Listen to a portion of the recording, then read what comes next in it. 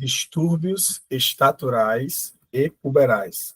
Max, cai muito na prova? Não, certo?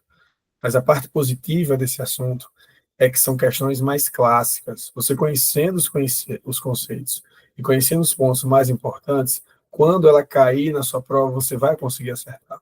É praticamente impossível eles cobrarem assuntos muito específicos ou questões muito difíceis, apesar na FGV ela já ter cobrado uma questãozinha que era um pouquinho complicada. Mas, a princípio, você tem que entender como diferenciar uma baixa estatura fisiológica de uma patológica, principalmente em relação à velocidade do crescimento e as diferenças entre umas e outras.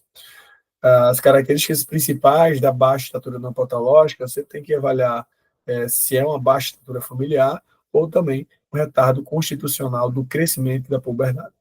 Já em relação à patológica, existem as clássicas, né, relacionadas ao hipotireoidismo, deficiência de GH, enfim. Então, você saber diferenciar uma da outra é o que provavelmente a questão vai lhe cobrar, principalmente em relação à avaliação.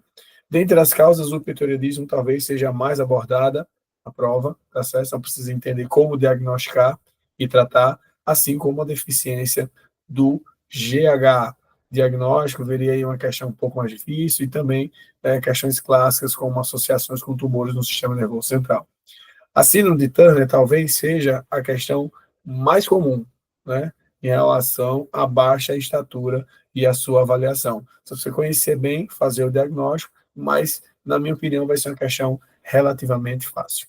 A baixa estatura desproporcional, você tem que entender as principais causas, como a acondroplastia, hipocondroplasia, enfim, e algumas displasias metafisárias, ok? Então, aqui é uma questão mais rara de acontecer, mas é um assunto relativamente interessante. A parte de desenvolvimento puberal, normal e anormal, ela cai muito pouco na prova, tá certo? Então, geralmente, são questões mais difíceis. Por quê? Porque você não está bem preparado. Então, se você vai estar prestando a prova para, né, aí,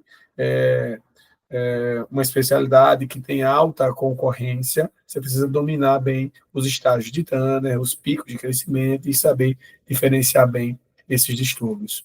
Os distúrbios puberais e também a puberdade precoce. Ok? Então, aqui são os pontos mais importantes desse assunto.